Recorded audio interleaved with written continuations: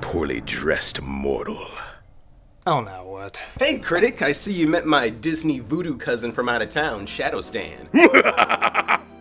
Nah, this isn't a thing. Oh, it's a thing. No, it's not a thing. You made this all up. This isn't the least bit legit. Well, when you think about it. You know how YouTubers always have to find a way to stand out in the algorithm? Oh, you mean the reason we're all slowly becoming TikTube? Exactly. I figure if we go on another wacky adventure like the old days, that might help. Oh, so playing to the nostalgia and the nostalgia critic. With a few new spins. And I am literally giving you the spin.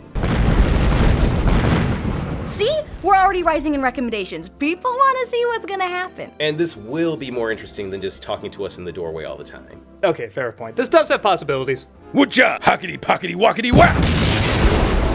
This is good. This is really good. He's putting some sort of spell on us. People are gonna want to know what's going on. Cocky lucky passamaquoddy! Admittedly, this does all look pretty cool. Yeah, and we are rising in recommendations. All right, Shadow Stan, what's this? Fill it up to! Bing bang boom, booka da beppa! We're mosquitoes! Aw, man, we're doing this thing. I do not even think that's how voodoo works. Ooh, just think of all the story possibilities. Yeah, but none of them that great. Okay, come on. We are small. We can fly. Where have you ever seen that except in everything else? I don't know, I'm not feeling this, man. Me neither. I'm going to the office. No. Oh. Hey, Stan, where did you learn those dance moves? People underestimate the power of WikiHow. But Critic, how will we get big again? There's a whole new exciting world to explore. Yeah, you explore, I'll review. Hey, Shadow Stan, can you, Thank you. Fine, I'll go on this journey alone. Who knows what mid-tier adventures await me? Yeah, you know we're technically doing the doorway talking now, right? I hate all of this! You know what we're doing, Princess and the Frog.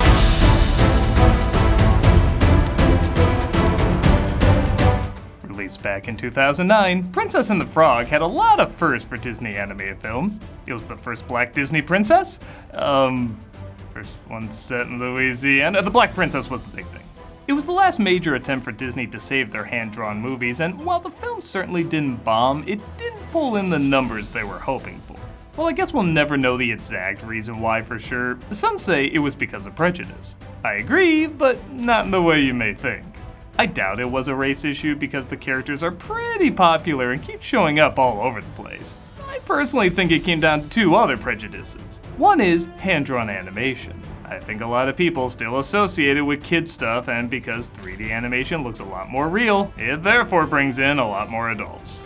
But if you're like me, you know exactly the other reason that people got turned off, the main leads being turned into frogs. I know so many people who were excited to see this movie from the teasers with the beautiful backgrounds, great-looking characters, nostalgic feels. Then the full trailer showed they got turned into reptiles and spent most of their time in a boring-ass swamp. Okay, this wasn't the worst, but does that really grab you as exciting? Swimming under the sea, flying a carpet through Agrabah, roaring on the cliffs of Africa, eating crickets in a swamp. Okay, maybe it was this cricket. Even with that downside though, the film is still pretty enjoyable. It has memorable characters, a great visual style, and a good enough story that I felt warranted more hand-drawn epics, but like I said, box office didn't quite agree. So what holds up in this film years later and what croaks? Well, let's return to the bayou to find out. Okay, Critic, I know the answer. All we have to do is fly through the air ducts and find a hornet's nest. A hornet's nest! We're gonna find the hornet queen. Did you know that hornets have queens? I knew bees had queens, of course, surely, but hornets? That's very interesting. This is The Princess and the Frog. So the film starts with a familiar sound I know I've talked about several times in the past. The evening star is shining bright. Hello, Newman. Yeah, if you watch this show, you know I've made fun of Randy Newman and his music several times because, let's not kid ourselves, he's entertainingly easy to make fun of. But I'll acknowledge when he's done a good song like in Toy Story 2 or others. And I will admit there are two damn good ones in this, but we'll get to that when we get to that. We see a house filled with so much pink my eyes are bleeding Pepto-Bismol, as a young Tiana and young Charlotte are being told the story of The Princess and the Frog by Tiana's mother, played by Oprah. On that note, this might be the first fairy tale Disney's done that actually references the fairy tale. girls, stop tormenting that poor little kitty. Making life difficult for my staff is my job. Tiana's mom makes dresses for Charlotte, who's the daughter of a rich sugar baron named Eli, played by John Goodman, who spoils his daughter rotten while Tiana goes home to a less ritzy neighborhood. No more Mr. Pushover. Now, who was the puppy? How long was that dog suffocating in silence in that man's coat? Tiana and her father have a dream to one day open their own restaurant, so Tiana says she's gonna wish upon a star in the hopes it'll come true. Yes, you wish and you dream with all your little heart. But our PR lawyers say there's an asterisk to that. That old star can only take you part of the way. You gotta help it along with some hard work of your own.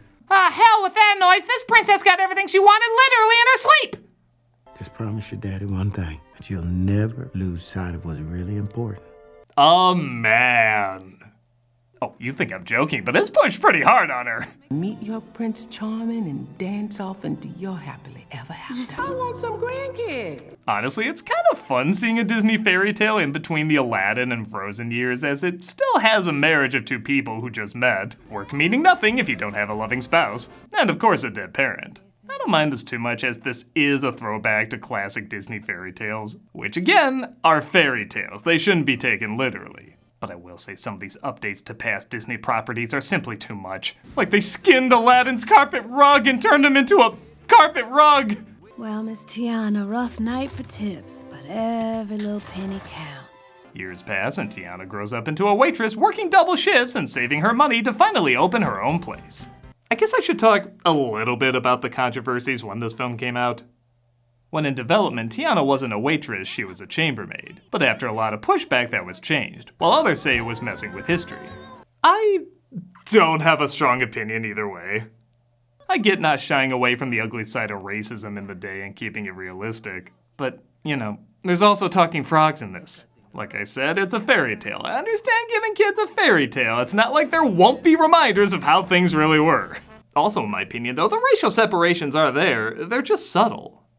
We see how the large and lavish places are mostly white and the tighter, smaller places are mostly black. When Tiana buys a restaurant, she's told she's been outbid, even though nobody bid on that place in years. A little woman of your background would have had her hands full trying to run a big business like that. You're better off where you at. We also see the Shadow Man and Lawrence bonding because they're sick of being looked down on as second-class citizens. Aren't you tired of living on the margins while all those fat cats in their fancy cars don't give you so much as a sideways glance? But on that note, I'm so white you can literally see through me sometimes, so I'm not gonna pretend I know a ton about this.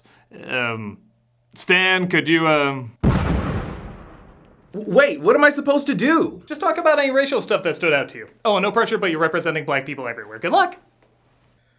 Well, okay, I don't want to be all black voices, so how about I be a black voice? The movie does a great job in paying homage to American Creole culture in terms of music, food, and dance.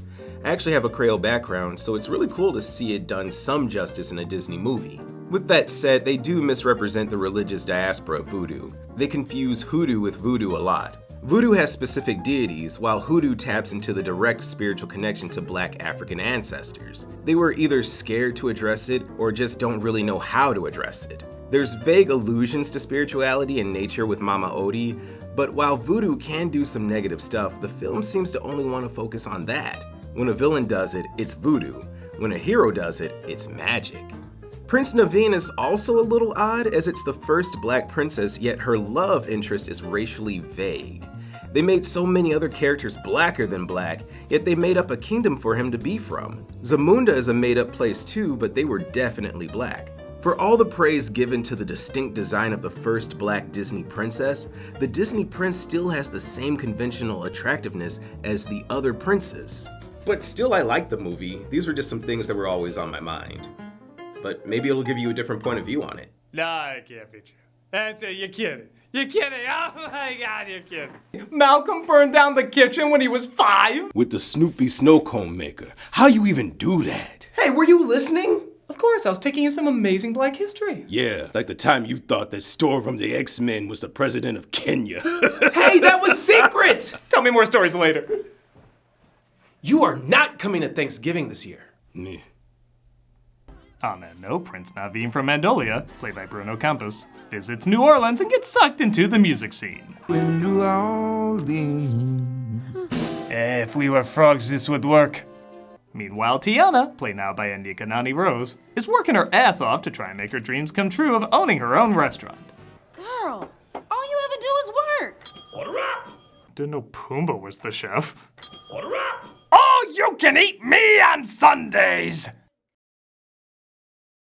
Tiana's friend Charlotte, played now by Jenifer Cody, hasn't changed much and has arguably the funniest animation in the movie. And I sure as heck ain't letting him go. I think the same people who animated Hades also animated her, and by God, you can tell because she is goddamn hilarious. Is coming to New Orleans. Oh, I need the bee's knees. Ooh, tell her what you did, Big Daddy. Tell her. I also give credit she's not a villain in the story, which I think would have been really easy to do. She's self-centered, but she doesn't know any better, and she will come through for her friend when she needs to. She's honestly really likable despite her flaws. I do feel though if this was done today, Eli would also be a villain. And that probably would have made more sense seeing how the main baddie is a product of a broken system, and given the time period, Eli's wealth is more than likely a part of that broken system. I feel like it would have been cool to see maybe Charlotte and Tiana caught in the middle. Like they're both given an arc between what they've grown up with and what they've learned from their friendship. But I think the main idea still gets across that hard work and a good heart will see you through. Tiana is basically a workaholic, focusing on her business despite there being so many things against her. But she does use the surroundings she has. Like a goddamn alligator. See, it checks out, she does it the honest way through hard work and has the proper support to make sure things stay fair. It balances out. Table for one, please. Oh, Mama. Speaking of which, she buys a building to open up her restaurant in, and we get one of the few song numbers I really like in this film, Almost There. There ain't nothing gonna stop me now, 'cause I'm almost there. It's sung great, it's a good beat, and by God, it looks amazing. These look like color designs or a color script for a Pixar film. Except it's not behind the scenes, it's the actual movie. Please bring hand-drawn films back. Dance with me, fat man. Prince Naveen, meanwhile, finds out he's been cut off from his parents' money, and it may look like his party days are over. You finally got into the music. Do you get my joke? Because your head it's in the tuba. It's not a tuba. By the way, if you were told one of these characters gets turned into an animal, which one would you think it'd be? Gentlemen, enchanté. We're introduced to the Shadow Man, played by Keith David. And while Charlotte is the funniest character, this guy is clearly the coolest character. He looks the best, is surrounded by awesome visuals, and yes, has the best song in the movie. I got friends on the other side. He's got friends on the other side. I think I figured out Randy Newman actually does really good songs when they're exposition-based. Just flopping his fingers like a baby at piano keys and burping some lyrics doesn't get much emotion out of me, but when he has to actually tell a story, his style surprisingly works well with it. The you I see is exactly the man you always wanted to be. Also, like I said, it does have probably the best visuals in the flick.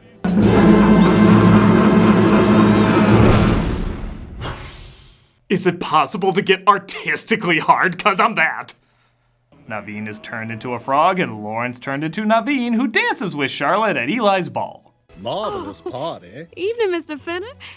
And Mr. Finner. Fine smelling beignets. You sure you share the same last name because you're brothers? They tell her she's been outbid for the restaurant and she has little time to get more money, resulting in her falling over and ruining her costume. Charlotte goes to get her a new dress. I was starting to think that wishing on stars was just for babies and crazy people. Are you indicating that adults that go to a magic castle hosted by a mouse? I'm not helping that case. Tiana does a nice reprise of Almost There, taking on a sadder meaning this time around. Yeah, like I said, I'll give this guy credit when he does something great. So she wishes upon a star, resulting in a frog prince. Okay, please, put the monkey down. After you stop those very suggestive gestures on that teddy bear. Naveen explains his situation and says if she kisses him, he can give her riches to help her restaurant. She does exactly that, and like I said, insert immediate downgrade. I'm green and I'm slimy. No, that is not slime. What? You are secreting mucus. Mongolian princes have strange knowledge of frog juices for some reason. Part of the problem I and maybe others don't get into this setup is they clearly designed Tiana as a human first and Naveen as a frog first, because the flip of them are pretty generic designs. So I think everyone wants to see these two interact in their most natural form. But instead, they accidentally throw themselves out of the party and even get a weird line from the dog. Yes, the dog. No, it's me, Tiana! Tiana? Don't just talk to me. The dog. I guess that's to show they understand other animals now, but wouldn't just understanding all the other animals indicate that? Like I said, from here on out, it gets a tad sloppy. At least they get the liar reveal stuff out of the way fast. You lied to me! I never said I was a princess. I do not have any riches. What? I am completely broke. But fear not, it's replaced with another obnoxious classic, arguing until you fall in love. Keep your slimy self away from me. I told you, it is not slime. It is mucus. That's the one we're gonna turn into a running joke, huh? I've seen worse.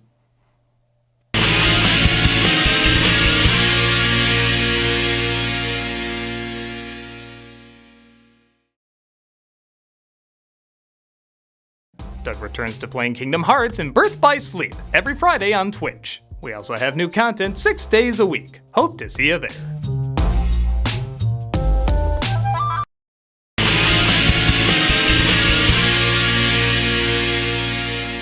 So we're stuck in the swamp, which I'll give credit, they try their best to make it look good, but the swamp is a cool place for maybe 10 minutes, and then it gets boring.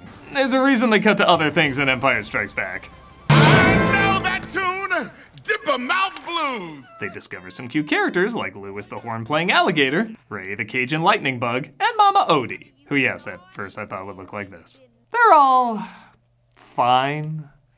Once in a while they do get a good laugh, but not a ton of times. I will say though, when a joke doesn't work, it's not painful. It just doesn't get a laugh, which is definitely different from other Disney comic reliefs. Would you take us to To the deepest, darkest part of the bayou? Facing razor-sharp prickle bushes and trappers and hunters? No. Yes. Yes. Well, that's not too bad. Oh, and the good Newman song, stop. When we're human, and we're gonna be... Randy, we need you to write a I can't wait to be king to distract from the fact that our characters don't have chemistry yet. Yeah, that's the funny thing. Tiana and Naveen do end up being a pretty good couple and learning from each other. But all these other characters are thrown in before we like them as a couple, so the core focus is a little out of whack. With Aladdin and Jasmine, they had instant chemistry, to the point where when they argue, you don't want to see them break up. You like them together. Because here, they switched them around, you don't really care if their arguing keeps them apart. Again, had they kept them in the more favorable designs like what they did with Beauty and the Beast, I think it would have worked better. Would that film have been as strong if they were both humans or both beasts? Okay, somebody somewhere would prefer that version, but most people would not. Thankfully, there are some really funny scenes though, with Lawrence trying to marry Charlotte to get her riches while the spell keeps wearing off. Stropping of my... And now, a count of stills that's making 3 or more people's fetishes come true. In heavenly.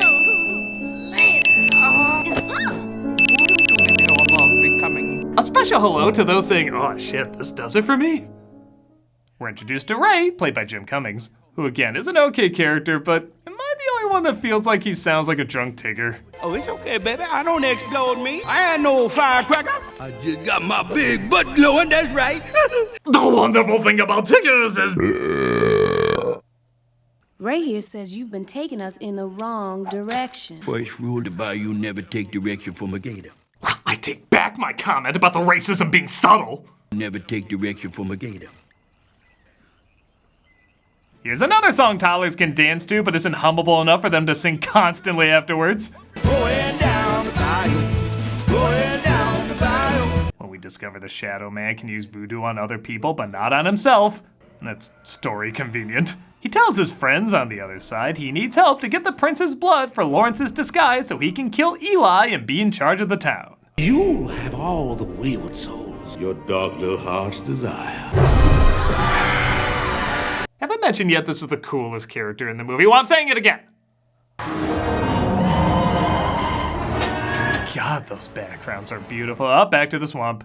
I can taste them frog legs already. They get chased down by hunters. Ah! A giant cartoon guy not voiced by Brad Garrett! Oh! But they fight them off through some, not Tom and Jerry level slapstick, but let's say Garfield level slapstick.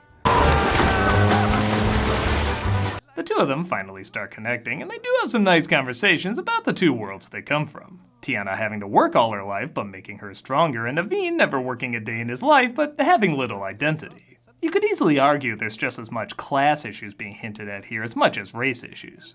There she is. Evangeline? We're also introduced to Evangeline, a star in the sky which Ray confuses for a firefly. It's a little funny and in a weird way kind of sweet, and introduced in the last third. See what I mean by there's great characters and setups, just the story doesn't quite know how to balance them? This would have been great first as a joke, then over time get more sentimental so we can let the strangeness sink in. But instead, they're mixed together simultaneously, while also focusing on Tiana and Naveen's romance. Yeah, Ray's love song is also their love song. Again, it works okay, but there's a great idea in here that probably could have sold a lot of merchandise if the script had been ironed out a bit more. Not bad for a 197-year-old blind lady. They eventually get to Mama Odie, voiced by Jenifer Lewis, who doesn't have anything super wise to say outside of the typical Disney message of follow your heart. But I do get some laughs out of her doing some old lady stuff like handing out nasty candy and constantly falling asleep. Plus, God help me, this joke really cracks me up. Good to see you again, Ray. How's your grandma? Got in little trouble for flashing the neighbors again. I think we can add that to the list. A song about spelling out the obvious? Now we're in Randy's wheelhouse! Money ain't got no soul. Money ain't got no heart. Why yes, in Disney terms, that is the mouse calling the kettle black. She does reveal that Eli is going to be the king of Mardi Gras, which technically makes Charlotte a princess so he can be kissed by her. Does that count? Yes, it does. Yeah, this really should have been called the loophole in the frog. Hey, Gator, can you blow that horn? Come on, sit in with us. They try to head back to Charlotte, and on their way, Naveen makes an attempt to have a romantic evening. Not myself tonight. This is a disaster. No, it's cute. Yeah, that about sums it up.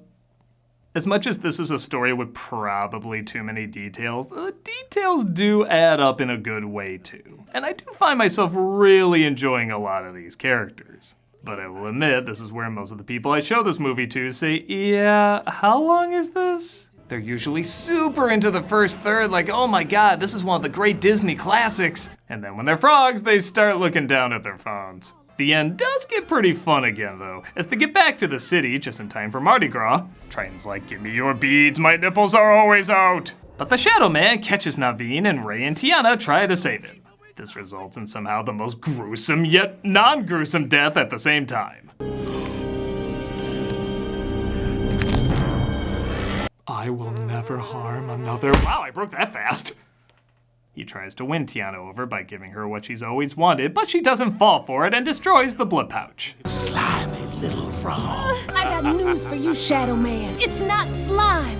It's mucus. Why are you trying to turn that into a shirt? It's not gonna be a shirt!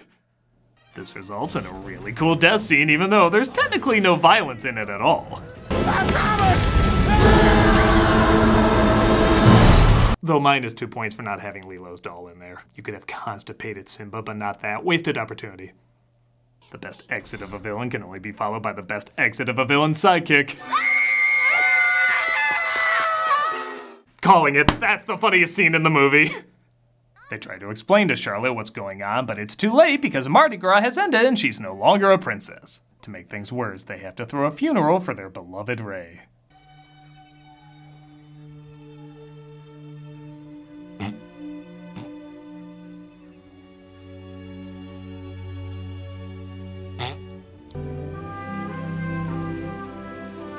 Okay, I'm sorry, I take it back. This is the funniest scene in the movie. I legit can't tell if this is meant to be a little funny or not, but honestly, it's like the reverse of the King's death in Shrek 3. The more serious it's taken, the strangely funnier it is. I mean, this is a gator playing taps next to a leaf-holding a firefly who sounded like Cajun Man. Is it physically possible not to laugh at least a little bit at this? another star shines next to Evangelino, which, come on, that is perfectly seasoned Disney schmaltz. And Tiana and Naveen decide to get married as frogs, making her, you guessed it, a princess whose kiss can break the spell. Once you became my wife, that made you a princess. Under Section 2, Article 5, Line 3 of the Book of Magically Enchanted Law. Jesus, there's a lot of rules in this. Thank God they still speak the foreign language of Gator. Hey, wait, if they couldn't talk to each other before, how did he talk to that band? God, that dog scene just becomes more and more pointless. Thus, Tiana opens up her restaurant, and even Charlotte discovers the prince has a brother she can marry. How old did you say you were? I'm 6.5. Well, I waited this long. I don't think that's Ewy yet. But what are the marriage laws in Maldonia? And that was The Princess and the Frog. Is it perfect? No. Is it one of the great hand-drawn Disney films? I don't think I can go that far, but it does have some of my favorite stuff from any of the hand-drawn movies. The main characters and villains are very likable, and in some ways, trailblazers. Yes, Tiana is the first black Disney princess, but she's also the first one to be obsessed with her work. When's the last time you saw that in a Disney princess? Naveen is likably naive, and their different backgrounds make for decent chemistry. Eventually. The villain is one of the coolest there is, it looks amazing, it's just that pesky story that's sadly all over the place. But even for all over the place, it still kept my attention and made me want to know what was going to happen. Even the few times it starts to get boring, it always finds something interesting to win me back. So yeah, I really like this movie. I wish there were more like it being made at Disney. I can't act like I don't enjoy the CG ones being made, but maybe if films like this continue to grow a following, we'll see more like them in the future. Or at least their shitty live-action remakes. I'm the Nostalgia Critic. I am still small, that's right. Hey, Stan! We, went on an amazing adventure. And we learned a lot about ourselves. We lost Tamara, though. Oh, yeah, at the, the Tamara Pit. Of Doom! Massive Doom, yeah. So, can you change us back to normal? Oh my God, you're so right. You're so right. Good time. Oh, right? there you two are. Tamara? What the hell? Oh, well, my adventure included me growing back to full size, but still keeping my mosquito powers. It was quite simple, actually. Cool. Can you change us back to normal? Well, that's the thing. The only people who can take away her powers and thus be a threat are two likable co-workers. Oh yeah? Who are they?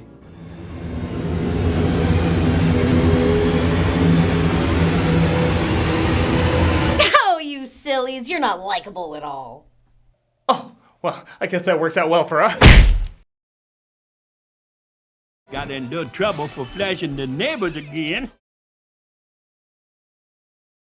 We're continuing cameos for charity, and all this month, we're donating to the Naperville Humane Society. Why this one in particular? Because it's where my brother Rob got his pet dog, Ellie, and she's pretty adorable.